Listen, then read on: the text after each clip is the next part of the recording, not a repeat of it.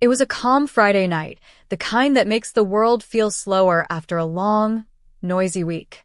Darius had cooked a simple dinner: spaghetti, garlic bread, and a glass of red wine. He leaned back in his chair, the soft music in the background humming like comfort. His wife, Liana, was supposed to be home hours ago. She had told him earlier that her boss was taking the office out to celebrate a contract win. Darius had believed her completely. Liana was confident and outgoing, the kind of woman who always sparkled in social gatherings. By 10 o'clock, the house felt too quiet. The only sound was the ticking of the wall clock and the hum of the refrigerator.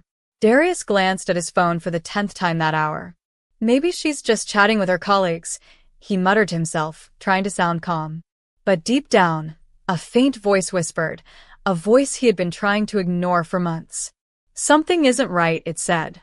At 11, he finally picked up his phone and typed a short message. Everything okay?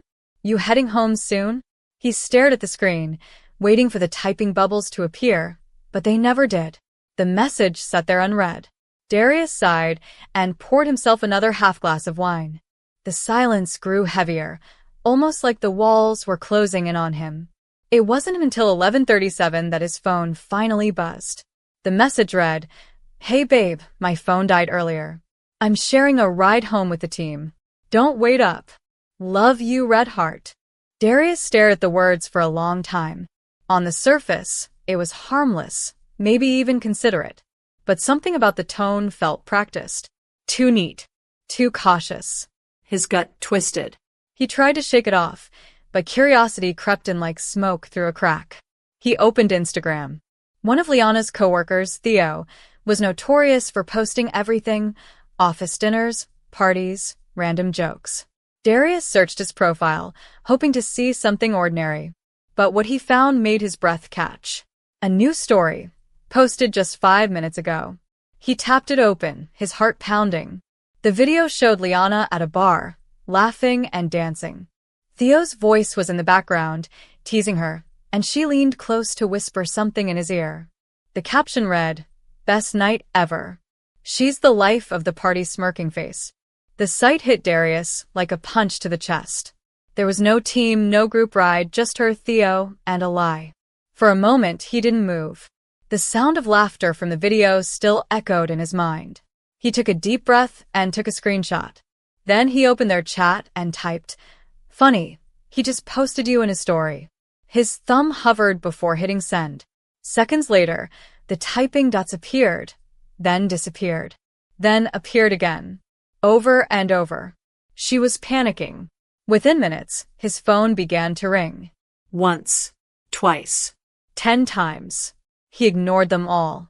Finally, he sent one last message. "Don't rush. Enjoy your ride home with him. I'll be waiting. Or maybe not."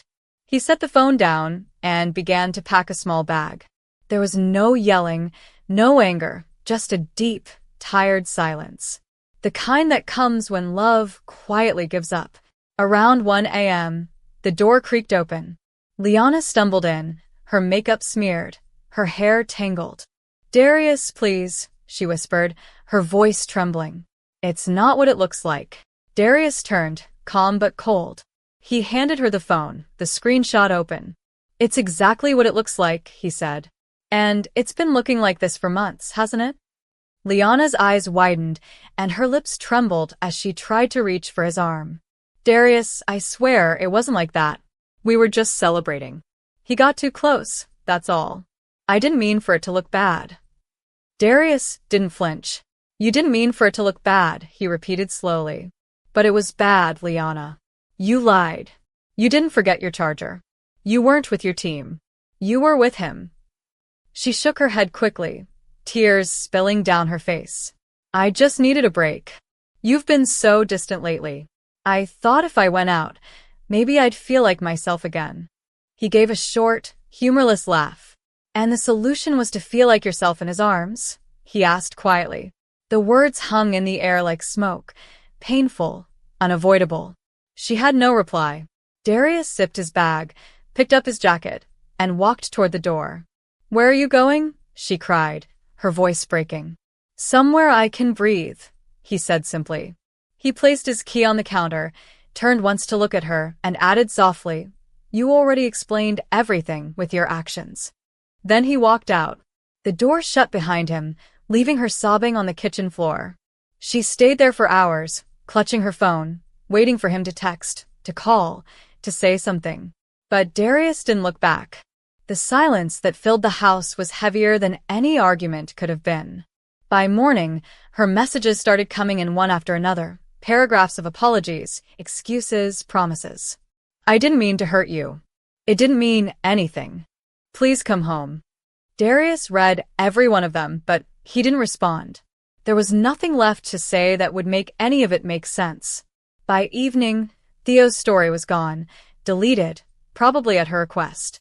But it didn't matter. The damage was already done.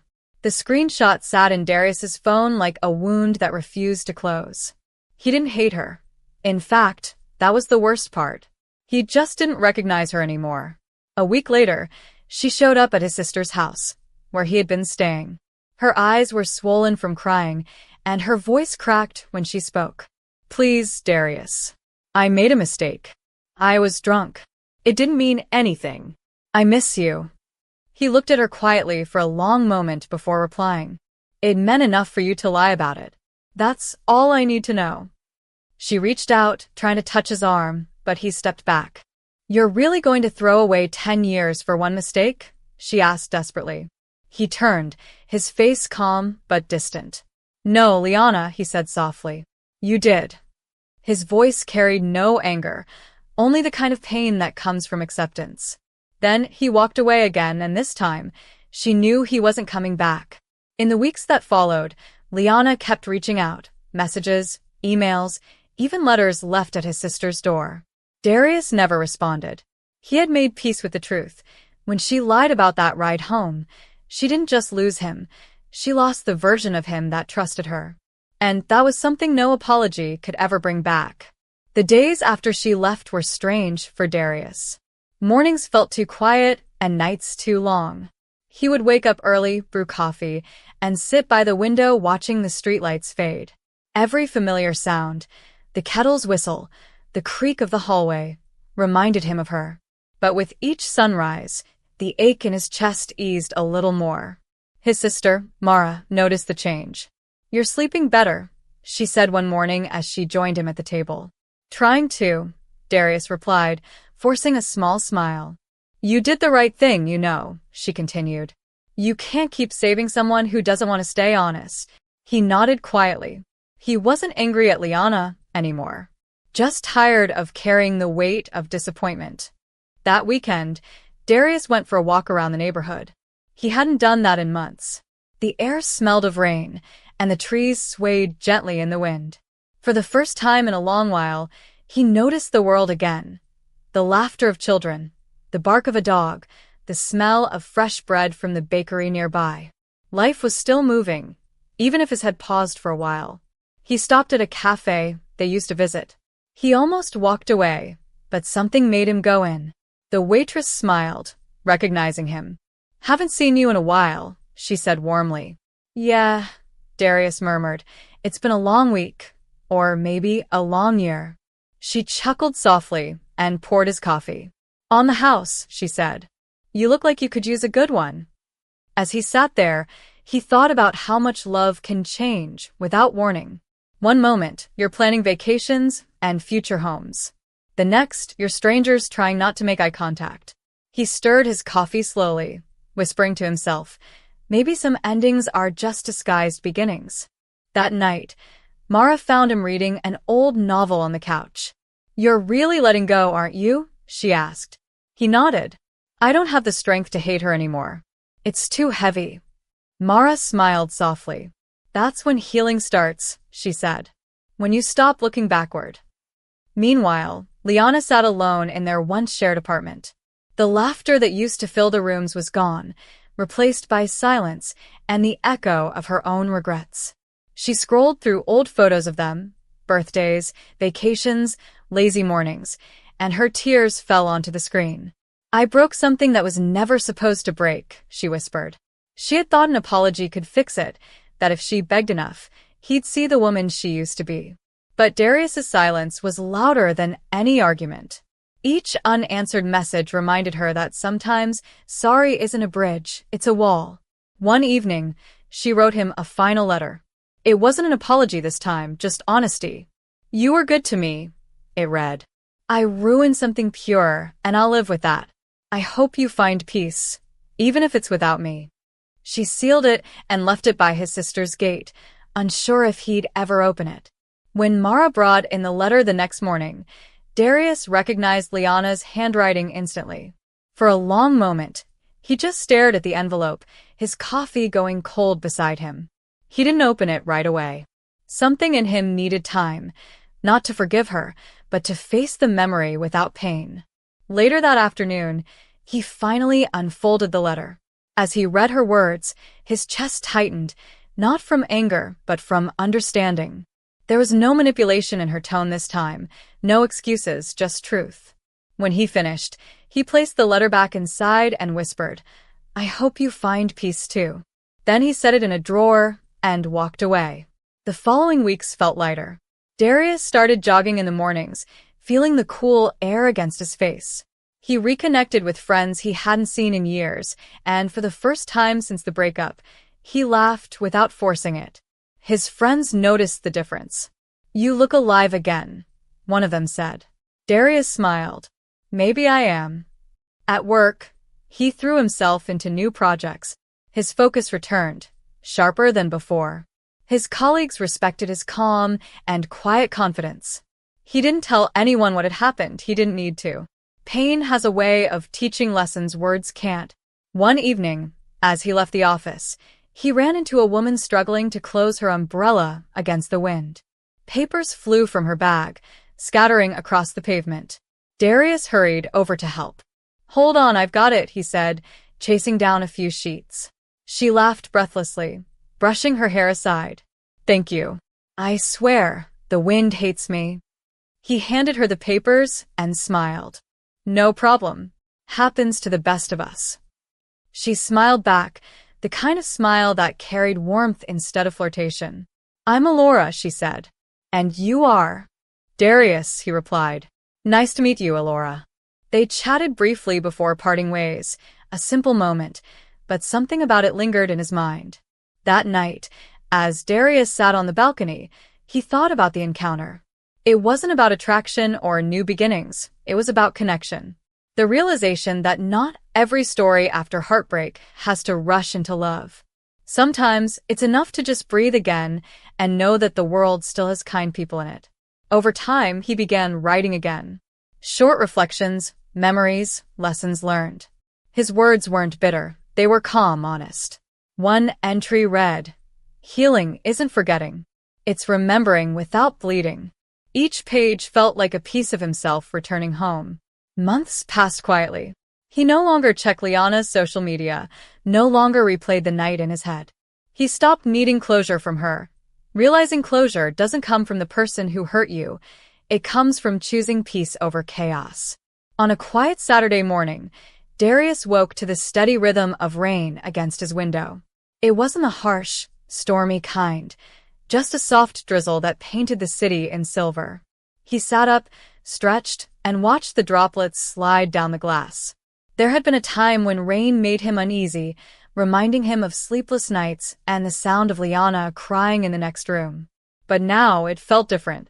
It sounded like forgiveness, like the sky washing away memories that had lingered too long. He made a cup of coffee and stood by the window, inhaling the earthy scent that came after rainfall. His reflection stared back at him, older, maybe wiser, but peaceful. For months, he had been holding on to anger, to betrayal, to the endless question of why. But now, those emotions had nowhere left to live. They had burned themselves out. What remained was quiet acceptance, the kind that doesn't shout or seek revenge. It simply lets go.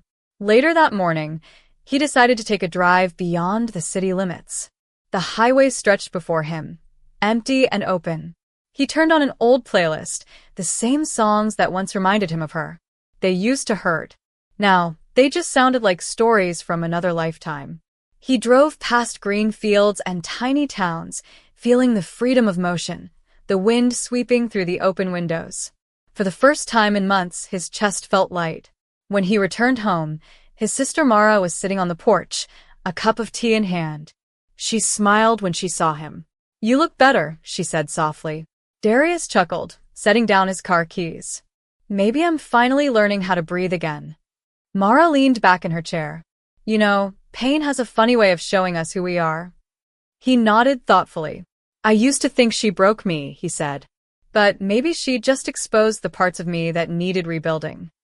That evening, he sat in his room sorting through old boxes, photos, cards, little keepsakes from years gone by. Each picture told a story.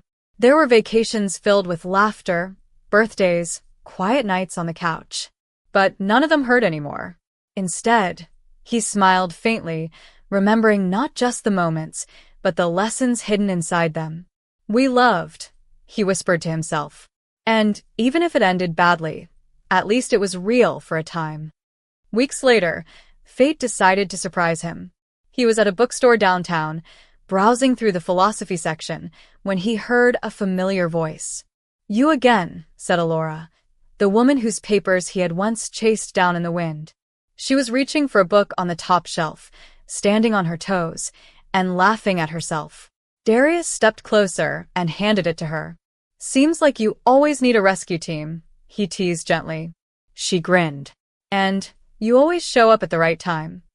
They talked for nearly an hour that day, about books, travel dreams, and the strange ways life tests people. There was no spark of instant romance, just a comfortable rhythm between two people who understood loss and growth. Before leaving, Alora smiled shyly and said, "Next time, maybe I'll buy you coffee instead of letting you chase my papers." Darius laughed, nodding. "I'll hold you to that." True to her word, they began meeting on weekends. Sometimes for coffee, sometimes for long walks along the river. They spoke about their lives, the good, the broken, and everything in between. Darius found peace in her presence, not because she filled the space Liana left behind, but because she didn't try to. With Alora, there was no pretending, no performance, just honesty. She had her own scars, her own lessons, and together they learned that healing didn't mean forgetting. It meant growing side by side, quietly. One evening, as they sat on a bench overlooking the city lights, Alora said softly, "You seem like someone who's been through a storm." Darius smiled, watching the river shimmer beneath the moon. "I have," he admitted, "but I made it through." She looked at him for a moment before replying.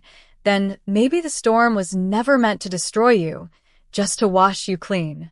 He nodded slowly, his voice calm. "Maybe that's true." In that moment, he realized something beautiful. Heartbreak had not ended his story, it had rewritten it. Liana had become a memory, not a wound.